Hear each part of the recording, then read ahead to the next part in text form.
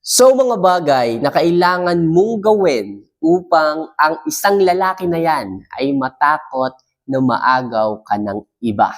Okay, mga girls, kung gusto nyo na mangyari to sa inyong mga bawat relasyon, sa inyong partner na talagang ipagdamot kayo nila sa iba at matakot ang mga yan na baka maagaw kayo ng iba, so gawin nyo po at i-apply nyo po yung mga bawat tips na sasabihin ko sa inyo.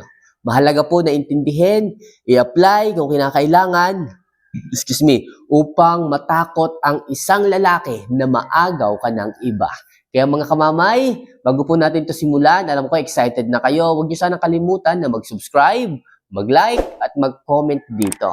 Okay, so malaki pong bagay yung makapag-subscribe at makapag-like po kayo dito sa ating munting channel. Alright? Wala man po yung bayad, kaya ano pang hinihintay ninyo, gawin niyo na po yan. Kung nagawa niyo na po, maraming salamat at simulan na po natin ang ating topic ngayong umaga na to. So ano nga ba yung mga magandang gawin mo sa isang lalaki upang matakot ang mga yan na maagaw ka ng iba? So number 1, i-level up mo ang sarili mo. Yes mga kamamay. Ito po, control nyo po ito. Madali lang po itong gawin sa isang babaeng interesado talaga. Kung ayaw nyo na tumingin ng isang lalaki sa iba, kung gusto nyo na matakot ang mga yan, na mawala ka sa buhay nila, gawin nyo po na i-level up. Mag-self-improve, magpaganda, mag-ayos. Okay, lagi nyo gagawin yan. Higitan nyo ang inyong sarili. Hindi nyo kailangan higitan ang iba. Ang kailangan nyo lamang ay higitan ang inyong sarili. Kung ano kayo kahapon, mas gandahan nyo pa ngayon. Hindi ko man hinihiling na i-over makeup nyo sarili ninyo. Ang sa akin lang, mag-ayos kayo araw-araw. Dapat makita ng isang lalaki na presentable kayo, na maganda kayo at hindi dugyot tingnan. Yung ibang mga babae dyan, nagkaanak lang ng isa, haggard na. Kung titingnan mo, talagang tubal na tubal eh. Pagligo na lang, nakakalimutan pa eh. Pagsusuklay na lang, nakakalimutan pa eh.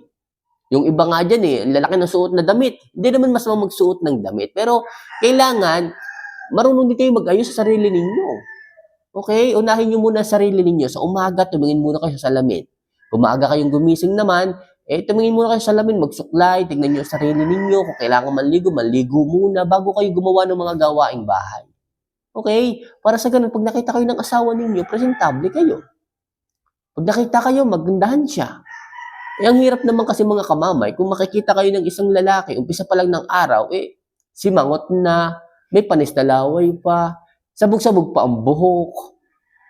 Okay, hindi pa nakakapagsuot ng bra, ano ba naman yan? Mga kamamay, ako nagsasabi sa inyo, kung gusto nyo na matakot ang isang lalaki na maagaw kayo ng iba, ipakita ninyo na meron kayong alas kung bakit siya matatakot.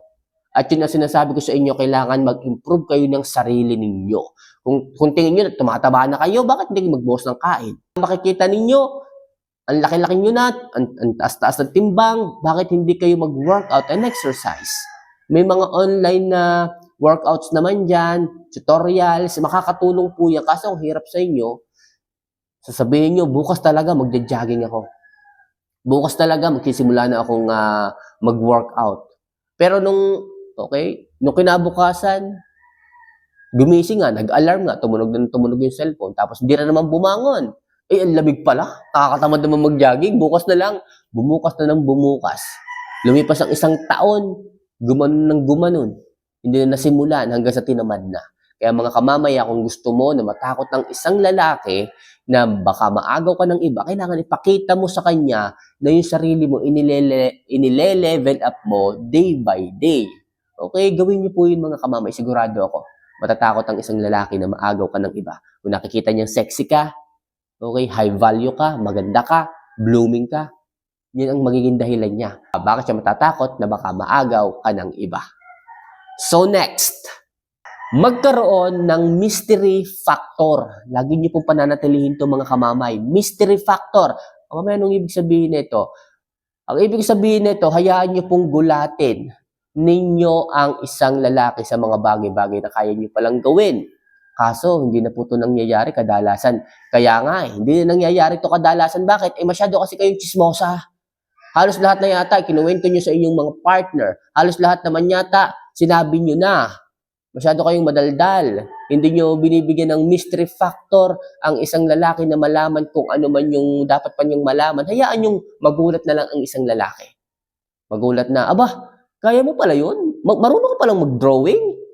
Ba, ang galing. Yung ating kanin, hindi napapanis. Nilagyan mo pala ng suka. Kaya ngayon, 3 araw na, hindi pa napapanis. Ang galing, nakasave tayo. So, yung mga mystery factor na ganun, nagugulat siya na may mga bagay kang kayang gawin, kahit yung mga simpleng bagay, diyan po talaga matatakot ang isang lalaki na baka maagaw ka ng iba. Kasi ang dami niyang natututunan sa iyo. Ang dami niyang nakikitang bago sa iyo. Ang dami mong alam.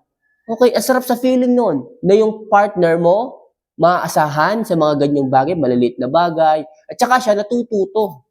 Meron palang ganung bagay. Ngayon ko lang nalaman, salamat ha, kasi nalaman ko to. Ma-apply ko din to. Yung mga ganon, pa-mystery factor na marami ka palang alam, marami ka palang kayang gawin. Malaking tulong yun mga kamamay pagdating sa isang lalaki. Kaya please lang, iwasan nyo masyadong madaldal. Iwasan nyo masyadong chismosa. Okay? Hindi naman tinatanong, sinasabi nyo. Hayaan nyo sila na lang makadiscover niyan. Okay? Pagdating ninyo sa isang sitwasyon na talagang kailangan ng gamitin, kailangan ng ipaalam, doon pa lang. Doon nyo palang sabihin, doon nyo palang gawin, doon nyo palang ipaalam. Hindi yung nagpipresenta kayo, hindi yung chismosa kayo. Okay? So next, ipakita mo na may hangganan ka kahit mahal mo pa siya. Okay, anong ibig kong sabihin dito kamamay?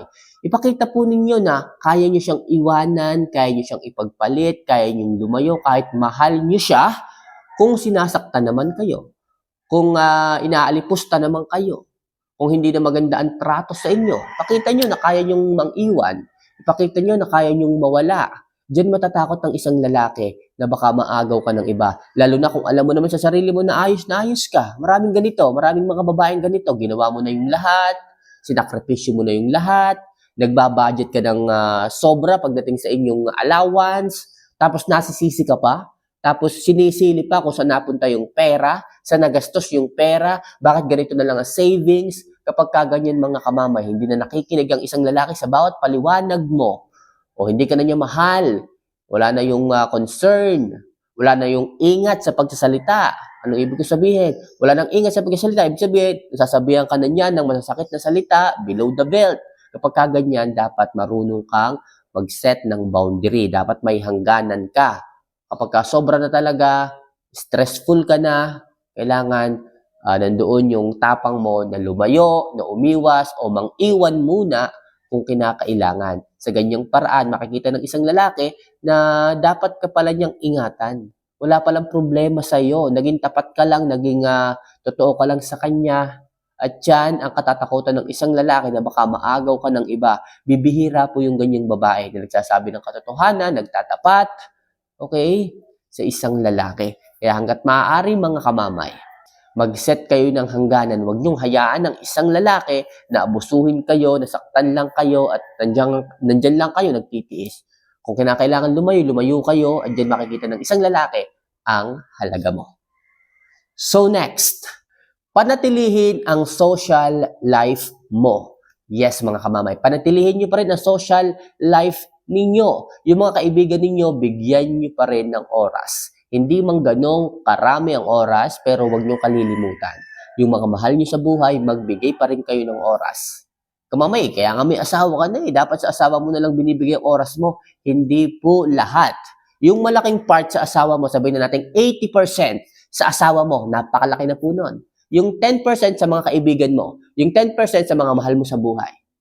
Bakit kamamay makakatulong ito? Makakatulong po ito mga kamamay na kapag nag-away kayo ng asawa mo, ng partner mo, ng jowa mo, meron kang tatakbuhan. Kung may social life ka, meron kang pag-share ng damdamin, pero make sure, wag po sa lalaki. Make sure, wag po sa kung kani-kanino. Kailangan sa mga kaibigan yung babae lang hanggat maaari. Sa mga mahal nyo sa buhay hanggat maaari. Ang po pwede nyo lang pagsabihan dyan na lalaki is yung tatay ninyo. Yung kapatid ninyo. Wala nang iba. Kasi iba ng usapan kapag sa ibang lalaki kayo nagsabi ng problema, pag nag-share kayo ng problema sa ibang tao, ibang usapan na po yun. Hindi na po magiging maganda ang hatol ng iyong mga partner kapag sa ibang lalaki kayo nag-share ng idea. Alright? Kaya sa madaling sabi mga kamamay, ipagpatuloy nyo lang ang inyong social life sapagkat makakatulong po yan upang hanap nyo pa rin, o mahanap nyo rin, o makompleto talaga ang inyong self-happiness. And last, mag-no contact rule na kung kinakailangan. Ito na nga mga kamamay, kung gusto nyong matakot ang isang lalaki na maagaw kayo ng iba, dapat handa kayong gamitin tong no contact rule na to kung kinakailangan. Bakit po mga kamamay? Kung ang isang lalaki ay hindi na masyadong nagpaparamdam, ginose ka na. Nag-no contact rule na rin. Kapag ka ganun mga kamamay, kulit ka ng kulit sa kanya, chat ka ng chat, hindi na nga nagre-reply, ito na rin yung time na mag-no contact rule ka na rin sa kanya. Okay? Kung alam mo naman sa sarili mo na wala kang ginagawang mali, wala kang ginagawang kasalanan, bakit ka matatakot na lumayo? Bakit ka matatakot na mag-no contact rule? Kung alam mo naman sa isang linggo, halos isang beses lang magparamdam, pasulpot-sulpot pa, tapos kalimitan, habang magka-chat kayo, bigla pang nawawala. Tapos bigla na lang susulpot. Kapag kaganyan mga kamamay, inconsistent ang effort, sabihin, baka meron siyang binibigyan ng oras, binibigyang importansya, baka kailangan mo ring mawala muna para hanapin ka ng isang lalaki. Sa ganyang paraan, pag nag-no contact rule ka, kapag ka kinakailangan, diyan kanya pahahalagahan. At diyan niya maiisip ang halaga mo habang wala ka. So mga kamamay, yan lang muna sa ngayon ng mga bagay na kailangan nyong i-apply kung ang isang lalaki ay medyo kinukulang ng oras. At para ganoon na rin ang isang lalaki ay matakot na maagaw ka ng iba kapag ka ginawa mo yan. So for more video and love advice na kagaya nito mga kamamay, huwag niyo sana kalimutan na mag-subscribe, mag-like, at mag-comment din po dito. So see you for our next vlog. Mahal ko po kayo. Paalam.